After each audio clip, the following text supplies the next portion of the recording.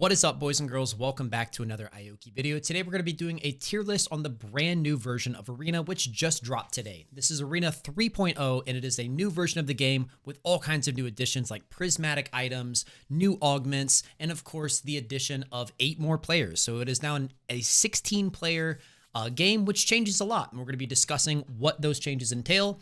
Before we get into the tier list, though, I want to say, first and foremost, this is a for fun game mode. You should boot this game mode up and have fun with your friends and invent all kinds of wacky, off-meta stuff. If you want to play full AD Singed, go play full AD Singed. And you know what? The beauty of this game mode is that you may even win with it.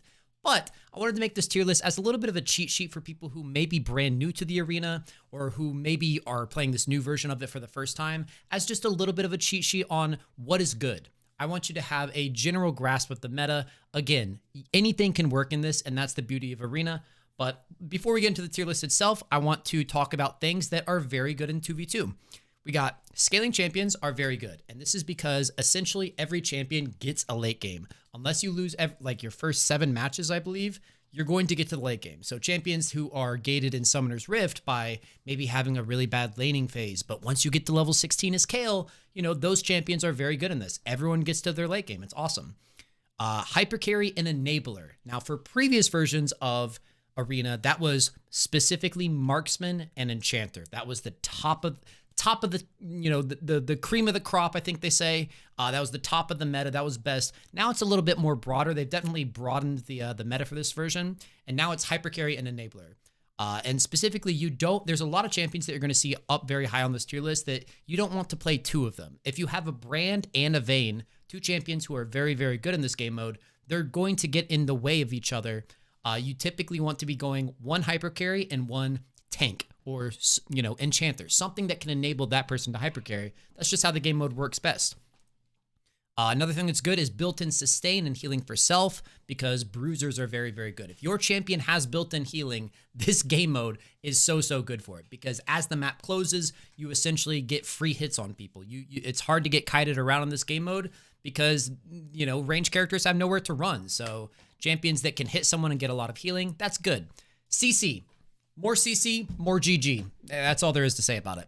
Auto attack resets. So champions such as Leona, who can auto Q auto and get 3 plants. Plants are insanely OP. They give you health, they give you mana, they take it away, resources away from the enemy. Trust me, the plants are OP. Zone control. Champions like Zyra and Heimerdinger, who can set up shop in one area and then people have to play into them. Those champions' biggest weaknesses in Summoner's Rift is people can choose to not play into you. Not in Arena, though, because the map shrinks. Choke point champions who are gated by landing everything, and, you know, people can dodge left and right. Once again, these maps, some of the Arena maps are bigger than others, but all of them basically funnel you into one area. If you really look at the design of the maps, there's so many choke points. There's so many places where people have to walk through specific paths, even in the larger maps. So champions like Hui are unbelievably broken in this. And I've already talked about bruisers. So as a rule of thumb, things that are bad in 2v2, roaming. There is no roaming because there's no lane assignments. So if you're playing a champion who most of their value comes from leaving bot lane and roaming top lane really, really fast, there are no lanes. So yeah, that's pretty bad. Global ults, in my experience, the global ults, champions like Nocturne and TF, you get much less value out of them because the map is so much smaller. Pure tanks, and what I mean by pure tanks are champions that tank and CC and don't do any base damage, or very, very low base damage compared to everything else. Things like Rel, and to a lesser extent Amumu. Assassins, you're very rarely going to be able to catch someone in a 1v1 scenario, because this is a 2v2 game. So, you know, finding flanks is a lot harder when they can pretty much see you always. Ironically, duelist champions are also not super great in the arena. So champions like Fiora, who really excel in being isolated in top lane and having like an extended 1v1, you're not going to have that. You're going to have 2 other champions jumping into your fights and ruining it for you. And then reset champions like Katarina are just, you have the potential, in Summoner's Rift, you have the potential of getting 5 resets, right? And this one, maximum of 2, usually 1 or 0. So champions who rely on that reset to do what they want to do, champions like Vex and Katarina, are just not very good. So let's get into it. These champions are bad. Champions are not suited for this game mode and are quite bad or extremely augment dependent. And I want to emphasize that because I already know there's going to be a bunch of people in my comments section saying, actually, I play full AP Nidalee every game and I win sometimes. Yes, you can win on anything if you get the right augments, if you have the right matchups. Again, this tier list is supposed to be like a cheat sheet for like what is relatively good. If you play 100 games of Nidalee versus 100 games of anyone in the top of the tier list, you're going to win more on the top of the tier list. That's just how it is. Doesn't matter how good of a Nidalee player you are. There is enough RNG in this game mode that you are going to get outdrafted. You are going to be against top tier champions that you just can't outplay.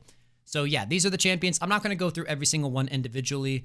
I will say it's funny that Yasuo and Yone are just both terrible in this game mode. I think it's just so funny. Yasuo because he doesn't have any minions to E through, and Yone just because screw Yone. All right, so decent. This is where the bulk of the champions are going to be. You can occasionally succeed with these champions if you play them well and get good augments, but you kind of need both of those. You cannot lock in a game of Morgana, miss every binding, and win. You're just not going to. So these champions are going to take a level of efficiency and optimization, and you might need a little bit of luck. You might need to do some high rolling in the augment department. You know, it is super, super funny to lock in Blitzcrank and find the right augments where, you know, you've got Mystic Punch and you're just knocking them up over and over and over again. There's going to be games where that works out, right? And you can even win on those. But what if you don't get Mystic Punch, right? Then you're stuck playing Blitzcrank with bad augments. So this is kind of just the majority of champions. This is the biggest tier that we've got. This is where most champions are, right? You can win on any of these champions because you can win on anything. Not going to spend too much time on them. Once again, those are the champs. Moving on.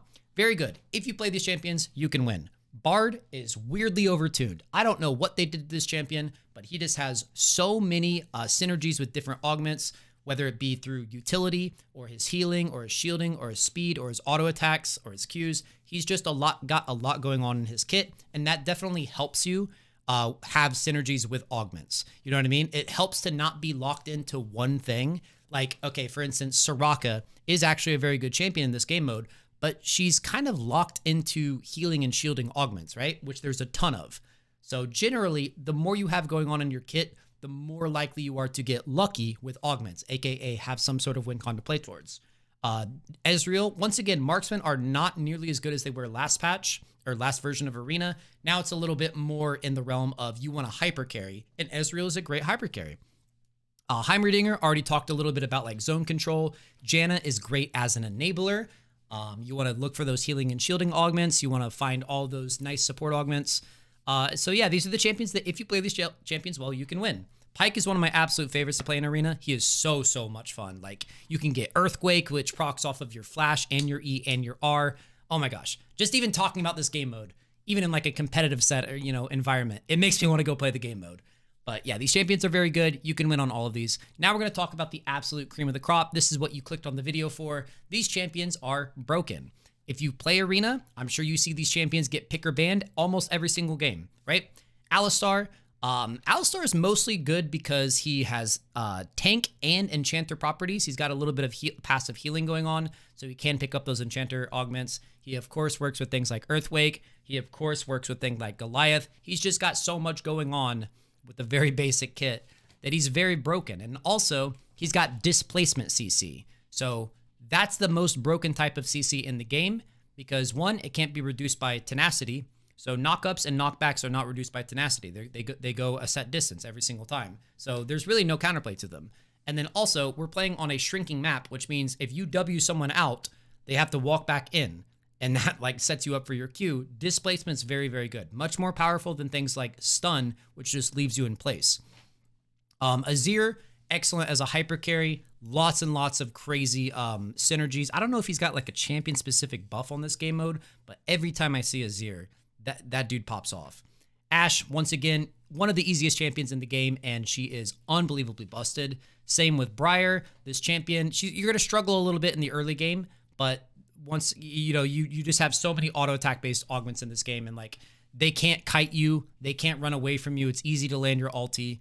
Briar is very, very cracked, and I don't think she was out for the last version of Arena, so she is dominating this version. Bran, this guy's been busted since the very first version of Arena. Same with Cassiopeia and Galio. Cassiopeia, you're looking for Spell Wake if you get Prismatics. Oh my god. It's downright hilarious how often you can proc Spellwake on that champ.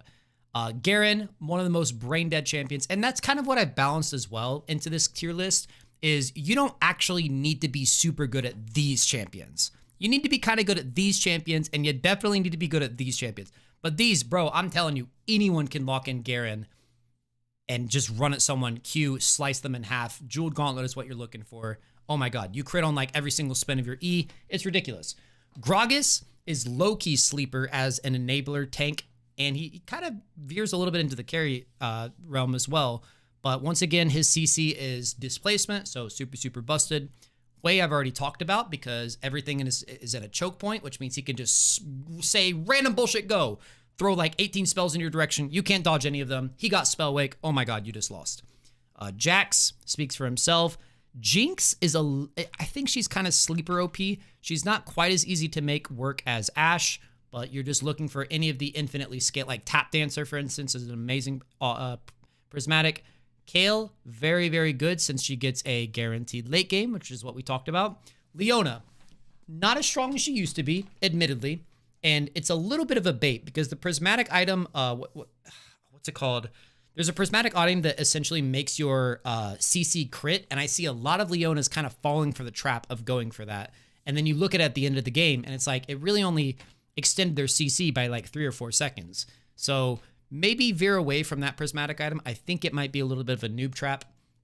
Malzahar, very, very straightforward. You're looking for Minion Mancer or the prismatic item that spawns Void Grubs. I believe it's called Fractured Reality. Hilariously broken in this game. You just slam on your keyboard, run away, kite it around. It's awesome.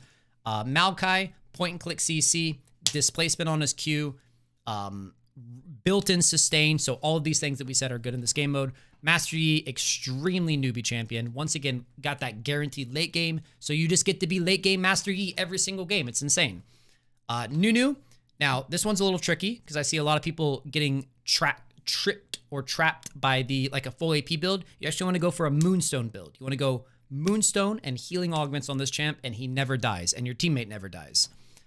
Poppy, I've seen lethality and tank builds work with Poppy. Once again, great displacement with her E and her R. You can just wait till the map shrinks, and then you R them out. It's a free win. Ryze, I think just because like usually you're going to get one prismatic in the game and you can hold on to your rerolls and just search for Spellwake. Ryze, I see Ryze finish top 2 all the time. Smolder, once again, got that guaranteed late game. And because you are constantly fighting and it doesn't really matter if you die early, you know, if you die early as a marksman in regular League of Legends, your game could be over. It doesn't matter. You have inevitable deaths in this game. So just go down swinging, get as many stacks as you can. I've ended games with like 500 stacks before. There's also a stack-oriented augment called Stackosaurus Rex. There's lots of cool things you can do with this champ, and again, has that guaranteed late game.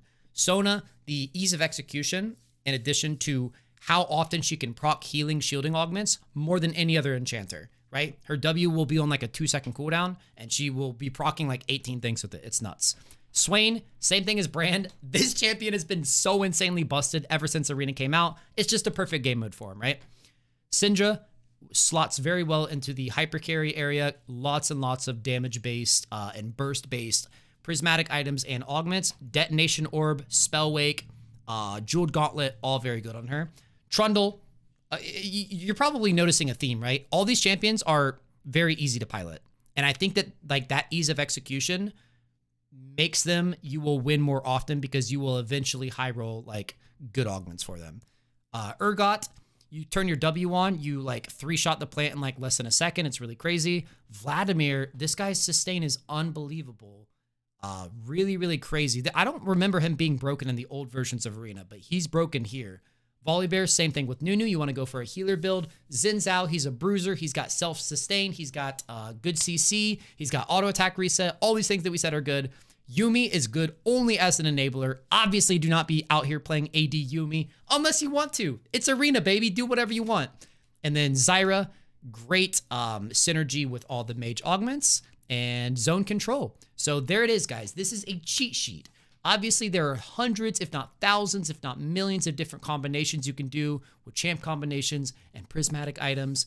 No tier list is going to account for everything. And I already know my comment section is going to be filled with people saying, like, I play full AD Malphite. It's so broken, bro. That's awesome. I am so happy for you. I'm serious. I love that people are taking this game to like the insane lengths, but this is a cheat sheet. This is for people who have never played the game before or just want to queue up something that they know is relatively good and have fun with their buddies, because that's what this game mode is all about. I hope you guys enjoyed watching this tier list video, and I'll see you guys in the arena. Peace.